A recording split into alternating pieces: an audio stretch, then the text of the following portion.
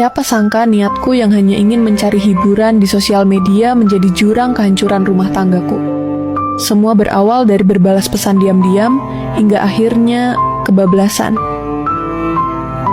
Hanya merasa kesepian dan tak diperhatikan karena suami sibuk bekerja, aku malah mencari kesenangan dengan pria lain lewat sosial media hingga kebablasan. Kami bercerai karena memang salahku. Siapa sangka niatku yang hanya ingin mencari hiburan di sosial media menjadi jurang kehancuran rumah tangga. Aku terlena oleh perhatian pria lain di luar sana. Malam itu Aidan memergoki semua kelakuanku di belakangnya.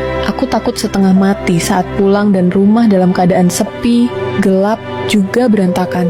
Melihat Aidan duduk di sudut kamar dengan foto-foto berserakan di lantai, membuatku semakin takut. Aku menelan ludah kuat-kuat, melihat fotoku bersama seorang pria yang mampu membuatku melupakan apa itu setia. Sudah berapa lama? Aku langsung bersimpuh di depan Aidan dan meminta maaf. Aku khilaf, tapi aku berani sumpah. Demi Allah, kami hanya sebatas bertemu dan ngobrol biasa. Tidak lebih dari itu, Mas. Sudah berapa lama? Dia mengulangi pertanyaannya itu. T3B bulan. Tak ada balasan darinya.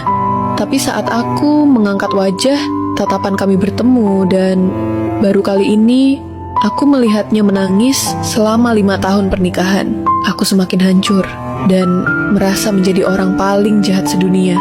Maaf. Aku bersujud menyentuh kakinya dengan menangis terseduh-seduh. Namun, tak ada sepatah kata lagi yang dia ucapkan. Aidan memang tipe pria yang tak banyak bicara sejak awal kita dekat. Dan setelah malam itu dia semakin dingin.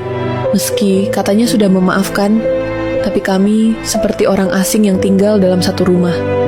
Hampir setahun mencoba bertahan dalam pernikahan. Akhirnya Aidan menceraikanku karena merasa hubungan di antara kami sudah tidak sehat. Sekuat apapun aku melupakan. Nyatanya hal itu tidak bisa hilang dari ingatan. Ucapnya setelah memberiku talak 1. Aku hanya bisa diam setelah memohon untuk diberi kesempatan lagi. Namun, Aidan pria yang sangat bertanggung jawab atas ucapannya tidak akan goyah meski harus mengorbankan harga diri. Berkemas dan pulanglah ke rumah orang tuamu. Aku sudah sampaikan niat ini pada mereka sebelum kita bicara. Maaf tidak bisa mengantarmu. Hak asuh Ibra akan aku ambil. Kamu bebas jika ingin menemuinya. Suaranya begitu tegas dan dingin. Aku tak lagi mengucap apapun dan mulai beranjak meninggalkan ruang tamu. Dan hanya membawa pakaian saja. Sebelum benar-benar pergi, aku masuk ke kamar Ibra mengambil satu bajunya untuk obat rindu. Takut jika nanti tidak bisa bertemu lagi. Saat aku keluar, Aidan sudah tidak ada di ruang tamu. Tapi aku melihat kartu ATM dan beberapa lembar uang di atas meja. Meski aku tahu maksud Aidan meletakkan itu, tapi aku memilih melewatinya. Di luar, ternyata sudah ada taksi yang menunggu. Aku pun masuk sambil menangis. Bahkan di tengah kekecewaannya, dia masih peduli padaku. 2 tahun berlalu, dan disinilah aku sekarang. Tinggal sebatang kara, karena ayah meninggal 8 bulan setelah ketok palu, perceraian diresmikan, dan 4 bulan setelahnya ibu menyusul. Sebagai anak tunggal, aku bak mayat hidup. Ragaku bergerak, tapi jiwaku mati. Perselingkuhan bukan hanya tentang tidur dengan lawan jenis yang bukan mahram.